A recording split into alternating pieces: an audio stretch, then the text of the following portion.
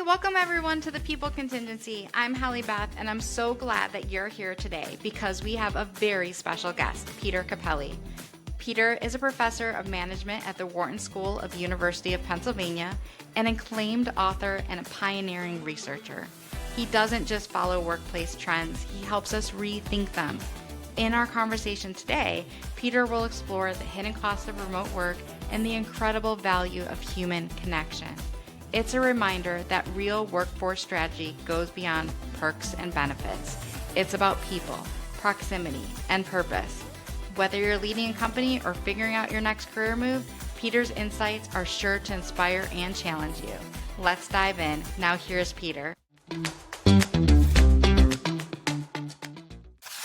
Hi, Peter. Thanks for coming to the show. I appreciate having you on, and I'm excited to dig into the conversation. Thank you. Absolutely. So in your writing, you paint a picture of the importance that the office is more than just a physical space. And so for leaders and employees who think that work still gets done at home, that there is no difference between hybrid and being in person, what are they likely overlooking that you'd like them to consider? Yeah. So just, I guess to back up a little bit, maybe give a Yeah, little please. context. So office work's been going on for 100 years. I mean, probably not much more than that, really. It surprisingly got started with skyscrapers because skyscrapers had enough interior open space that you could create things that looked like offices and not like Bob Cratchit's, Dickens kind of little room thing, but really big spaces, But there's a difference between office work, which is a type of work, and office as a context. But we have never seen them separated before. So we didn't know how much of the way work got done in offices was because of the office context and how much was because of the type of work that was required there. So now we've been able to see because we split them up. And so the big issue in terms of trying to do office work, not in an office, is the issue of social relationships, right? And that is the fact that people know each other. They talk to each other in a way that's different than the way they talk to each other, even on Zoom and situations like that, virtual situations. So that is what's missing. Now, why does that matter? It matters first because we feel a different connection. So when we talk about commitment to organizations, I'd say these days, almost nobody has much of a commitment to a corporate logo in the private sector. You might have some to not-for-profits and universities and maybe the government, but you probably don't have a lot to the corporation. But you do feel some tie to the people you work with. So you feel some commitment to the people you are with. It's harder to feel that commitment when you don't see people. And if the only way in which you see them is in a work meeting, except as we know, in most work meetings now that are virtual, nobody has their cameras on, so you don't even see the people, right? So that's one issue. Practical issue is we don't have the opportunities to share information and help each other. That is, I got a problem right now. I just go knock on your door, or I stick my head over your cubicle, and you feel like you got to answer because you know me, and there I am right in your face. Got to answer me right then, right? And I think people kind of learn to not to abuse that. You can sort of tell whether people think you're doing it too much, or or not right now. Can I get back to you? Something like that. So you can get help quickly when you need it. You don't have to ping somebody. It goes to the bottom of their basket, and then maybe they get back to you at some point. And there's all kinds of informal learning that goes on. You learn what the culture of the place is by watching. You listen in the water cooler context to find out what's going on. New people are hired in.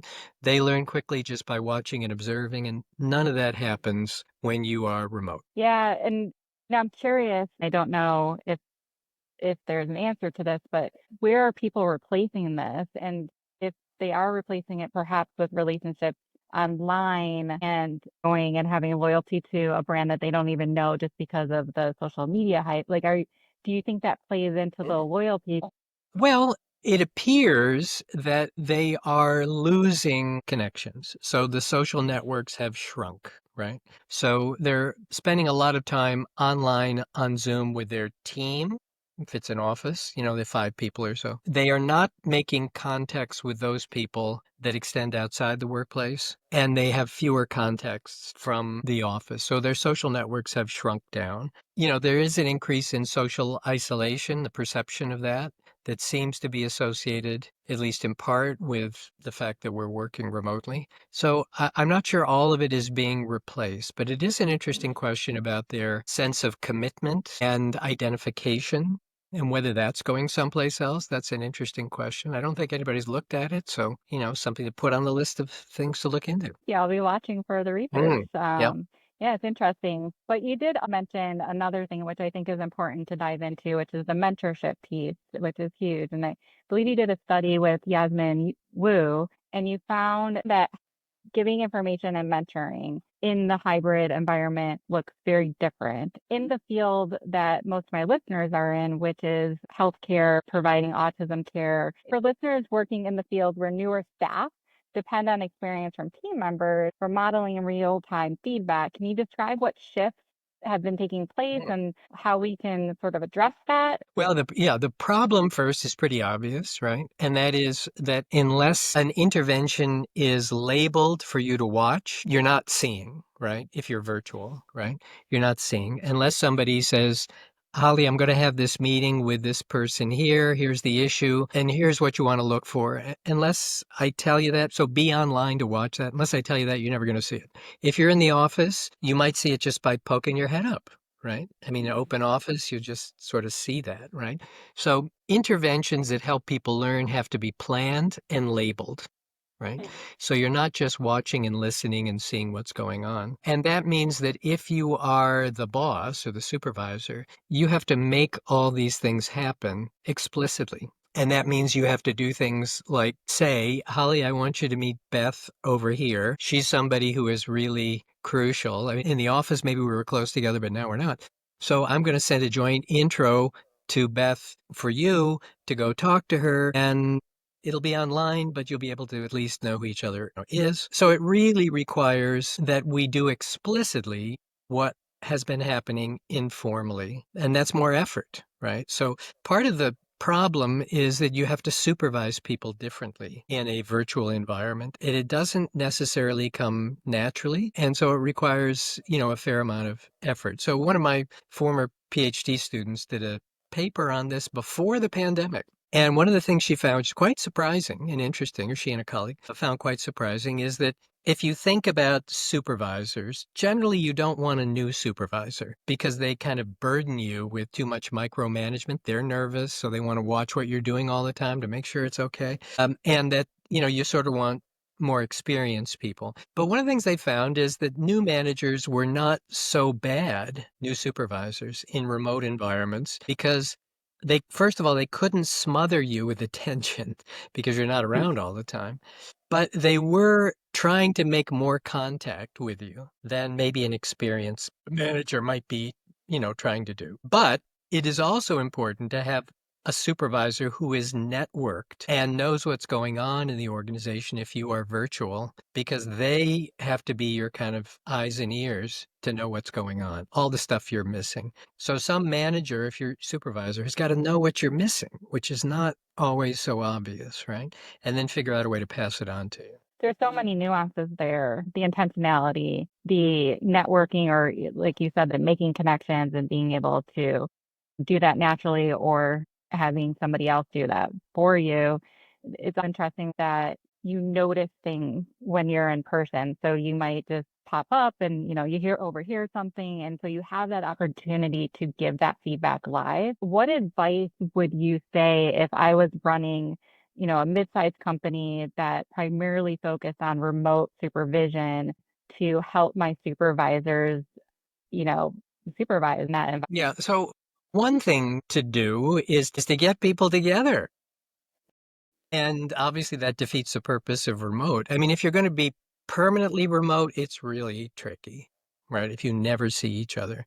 So all the, advice and all the demands or requests from employees who are in virtual and kind of remote environments is we'd like to see each other more often. I think what that means in practice is we'd like to be together in some purposeful way. So if I come into the office, there's a reason for me to be here, and I'm talking to other people. I'm not on a Zoom call in my office, right? I am in a meeting, and everybody's got to be there because we want to meet each other.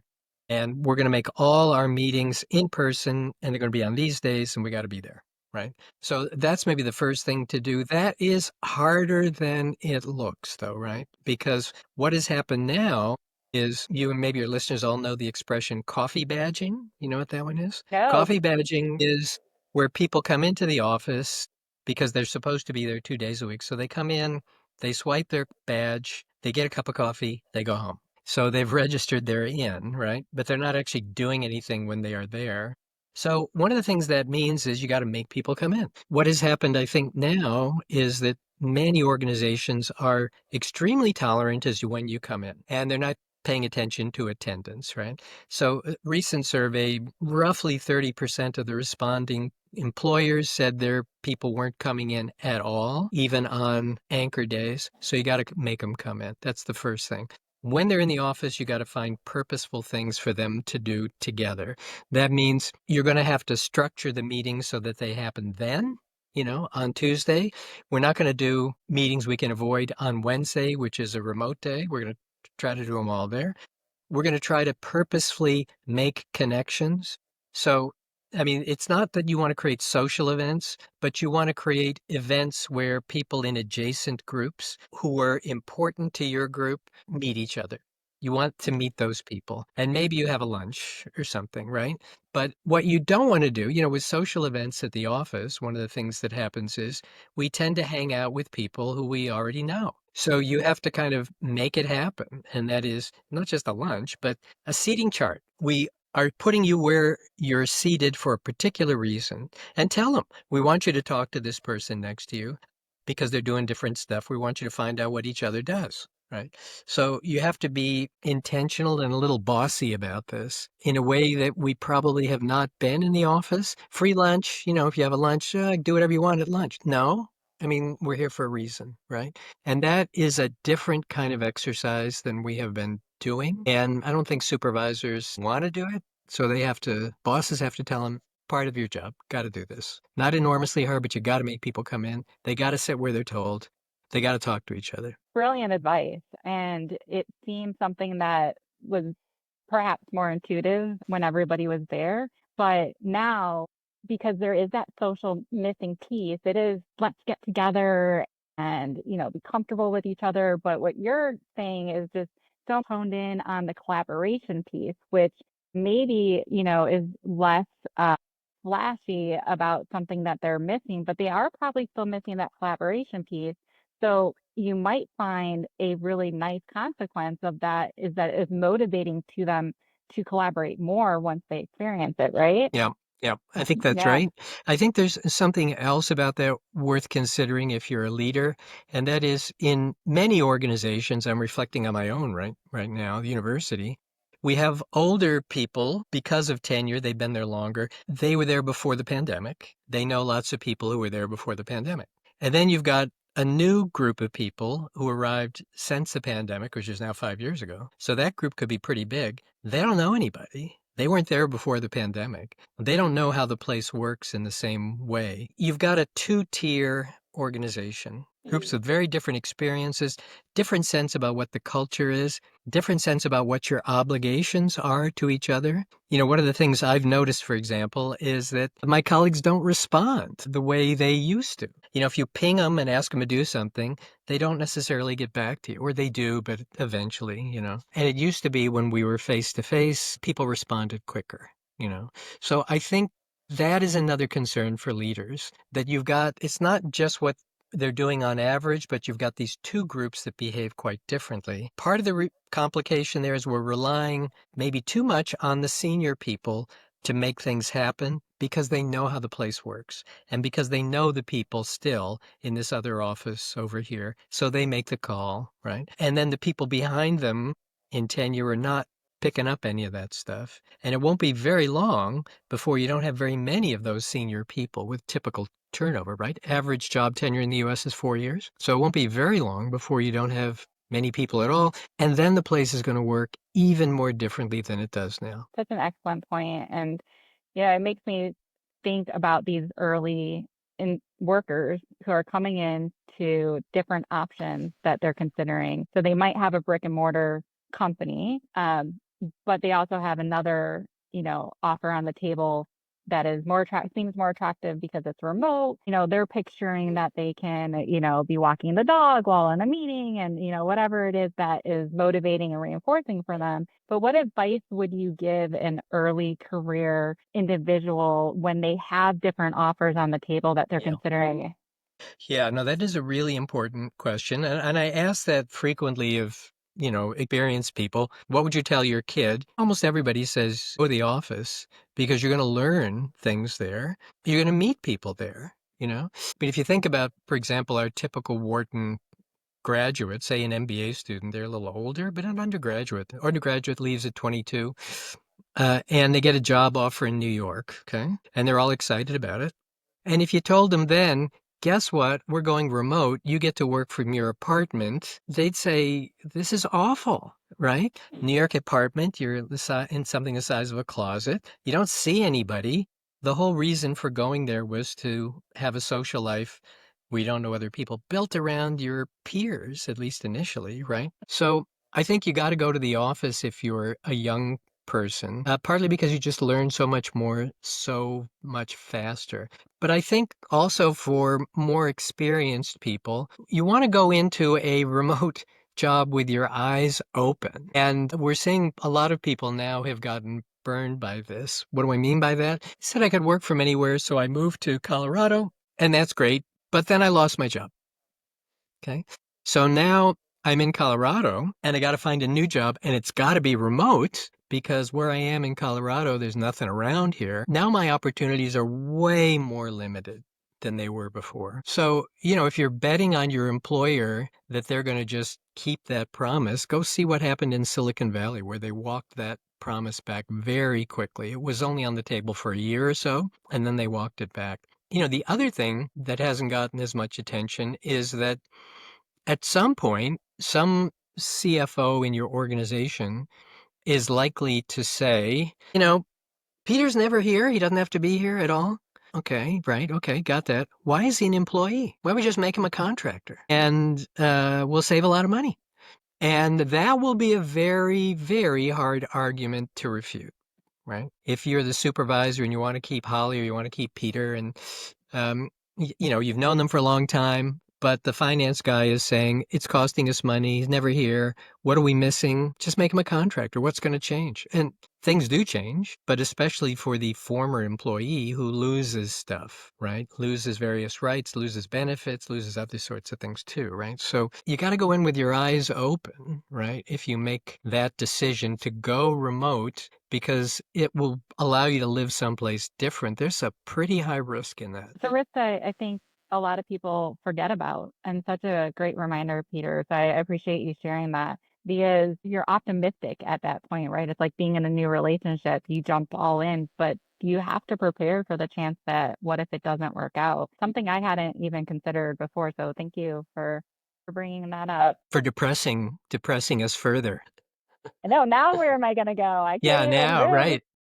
Right, We were just right. talking offline about being in a town of 20. There's no hope in going back there. Yeah, no, that's right. That's right. Yeah, I mean, no, it has it's been a a wonderful thing, for people. And just to say the plus side of this, U.S. employees have really not done well in the last generation. Wages have stagnated, particularly for white collar workers. Hours of work are up, stress is up, job security has gone down. If employers could do something for employees that would help them and doesn't cost much, it would be really a good thing if they could do it. And hybrid work could probably be that, and maybe remote work might as well. The problem is I don't think any employers, are making long-term commitments about anything. And the current CEO, she may think this is great for employees. We're going to try to make it happen. And the company gets bought out the year later. Bang, oh, that's all gone. Commitments don't matter very much, right? So you have to be careful. Yeah, you do. And even the commitment on the employer side is that they're starting to lose trust that people are going to even stick around. And so that also factors into it. I wonder if you have any advice for when hybrid does make sense and work, what kind of job functions work well in a remote or a hybrid um, role? Well, there were some early studies and some subsequent ones too, looking at job performance for individual contributors. So the classic example of this is patent attorneys. I don't know if you know much about them. They're federal government employees. They work completely on their own. They're lawyers. They're already trained. They know what they're doing. They don't work in teams. They don't really have to be supervised. They're managed by a strange, kind of complicated incentive system to get the work done. They could do this anywhere. Did it matter if they work remotely? No, didn't matter at all. So if you have individual contributors who really don't have to work with each other very much, that's a better bet. If you got project work, right? Just a few years ago, Agile was all the rage, software Agile, which we don't hear anything about anymore, but it looked like it was really, really a good thing and worked well. Well, Agile is based on a lot of constant feedback, right? And checking in with each other. That just seems to be harder to do remotely. So my colleagues in neuroscience who study how your brain works at work, very good indication. It is just not the same in person as it is looking at somebody on a tiny screen. And it's not just the size of the screen. There are all kinds of things where they can see your brain lights up differently when you're really with somebody, right?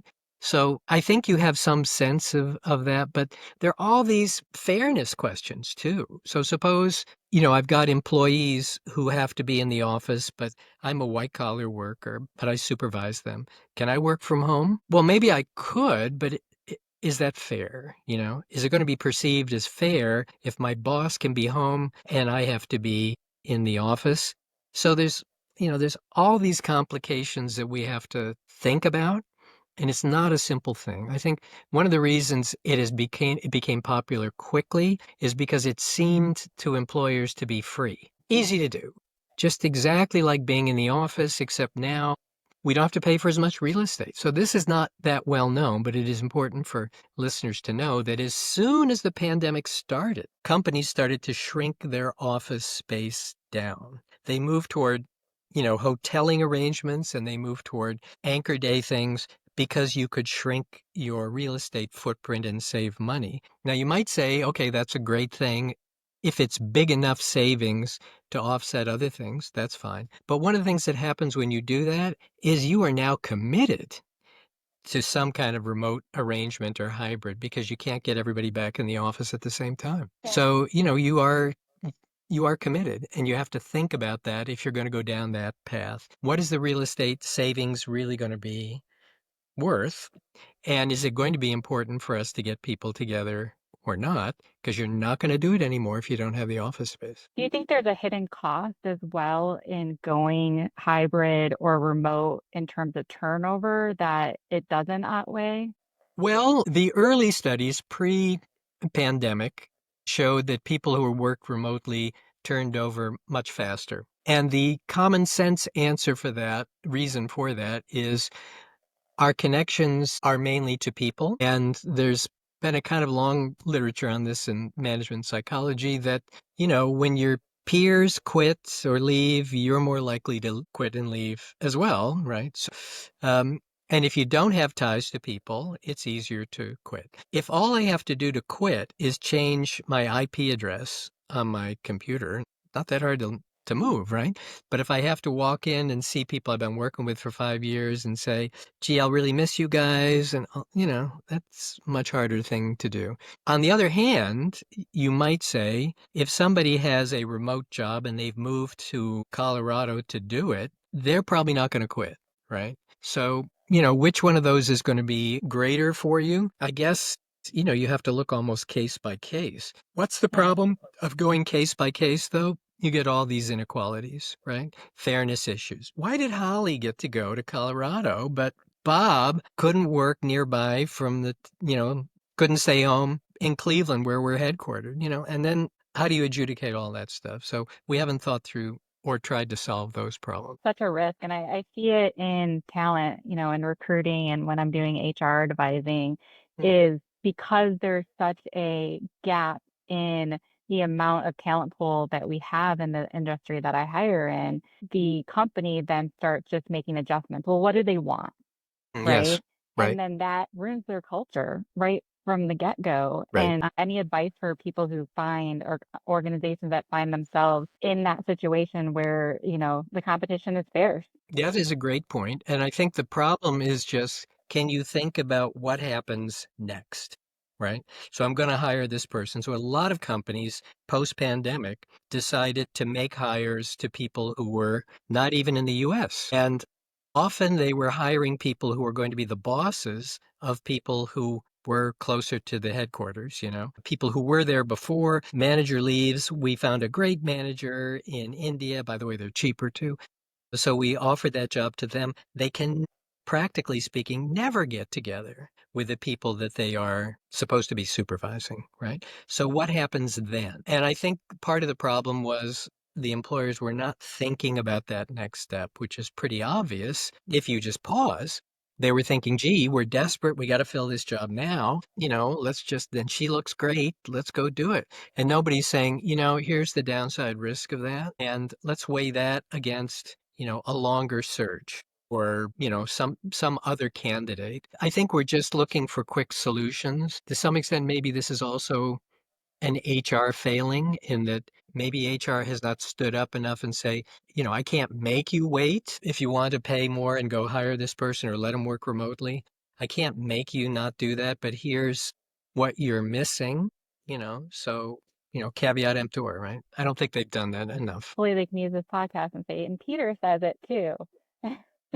You've worked with organizations that run the gamut. I mean, really from Fortune 100 companies, to universities, to public systems. What's a roadblock that you find yourself having conversations with people that is the biggest hurdle to help them get over? I think in general, it is, they just don't seem to get that management matters. I mean, it sounds bizarre, but they really just don't seem to think that, does it matter to have a better manager of people? Yeah. Is anything worth paying for? And well, no, we're not going to do that. Does training matter? Sure, it matters. Are you going to send your people to training? Well, no. I think there's this enormous penny wise and pound foolish set of behaviors which have rolled out across U.S. business for a long time. And I think it's not so much the case in the rest of the world, partly because it's harder maybe to hire and fire in the rest of the world. And as a result, they're more willing to train. But if you look across practices, there's just less training, there's less development, there's less promotion from within. There's less time spent hiring. I mean, they're just trying to do everything quickly and cheaply. And there's some accounting reasons for that, which are quirky, that basically human capital doesn't have any accounting value, right? But they're also just not thinking about that next step, right? What's the cost of turnover, for example? They don't know. And so, they're willing to make all these short-term decisions, which have longer-term costs. One of them being bad hire, people are going to quit. Well, we'll deal with that later. Well, it costs you something, right? So they just don't know those costs, nor do they spend much time trying to figure it out. I have to share something with you. I would love to get your take on it. In the industry that I work, it said if you can just hire faster than they leave, we're happy. You can feel the ace in me building. But what's your take and your advice for that, Peter? Well, do you care about what they do while they're there, right? We hire fast, they quit, we replace them with somebody else. I mean, we're not talking about replacing nuts and bolts, right? And even then, if you don't get the right ones, you're doing a lot of damage in the meantime, right? So we filled the position, but does it matter how they perform? Of course it does, right?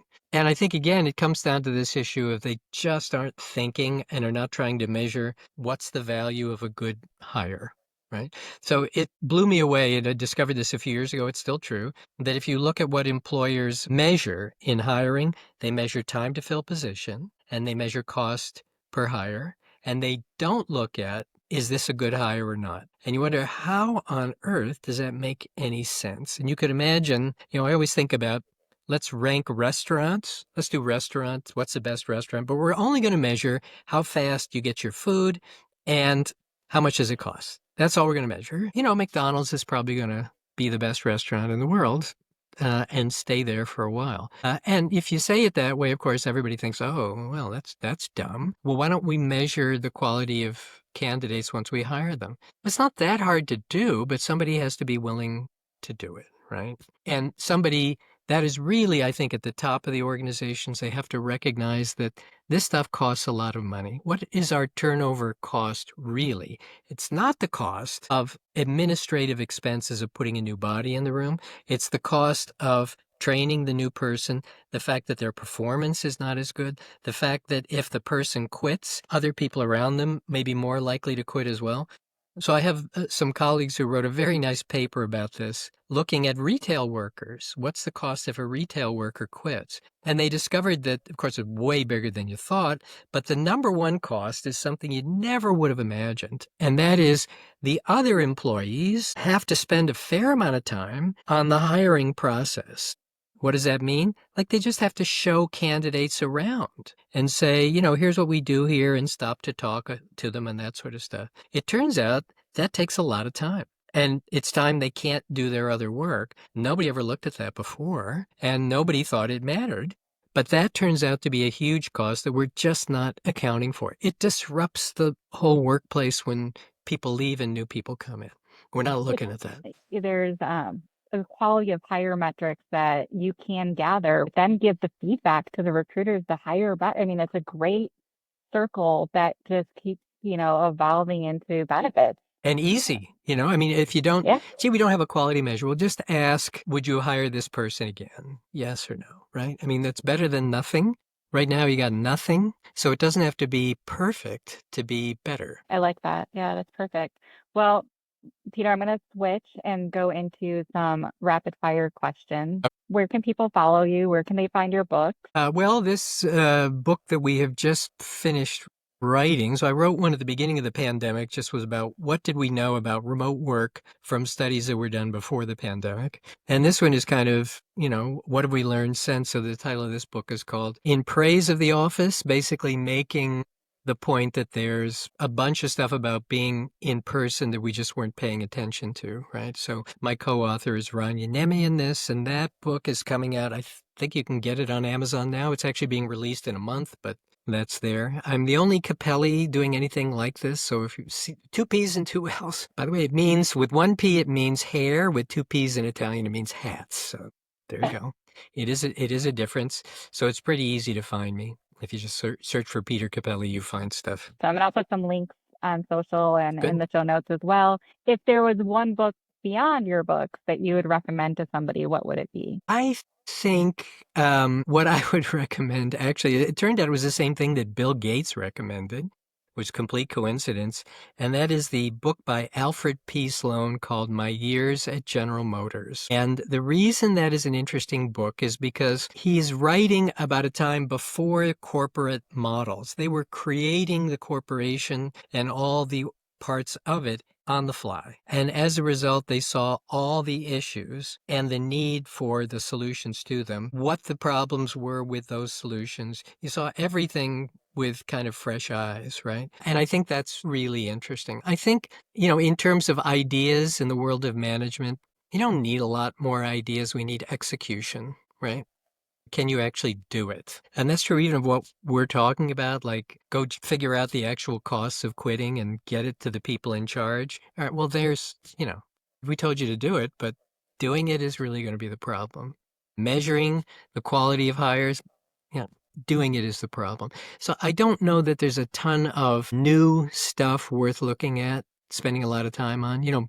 Business books tend to be fatter than they need to be. By the way, the good thing about our book is it's about 50 pages. It's really, really short. It's easy to read on a plane, So I don't think you're going to gain all that much from new books, frankly. Yeah, no, it's a good point. It's all out there. It's just a matter of applying it. Great advice, Peter. And what is one thing that you say that gets quoted back to you or that you see people jot down while you're teaching or whatnot? Somebody just told me that the other day and I can't remember it. So obviously it can't be all that memorable, which is unfortunate. I think, at least with my students, I'm always trying, I think, to convey to them, because we're in a business school, don't go with your gut. stop, have a look, see what we already know about this, and think about it. Going with your gut just makes you feel good then, but it is quite likely just an exercise in using your biases, right? So don't go with your gut. That one that really resonates with me, and so I'm glad that we end on that note in agreement. It was great having you on, Peter.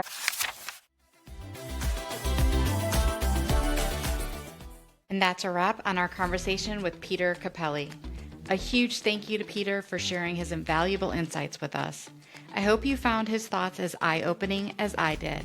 And remember, management, mentorship, and being intentional about how we work together really do matter. If you enjoyed this episode, be sure to check out the show notes for more details and resources.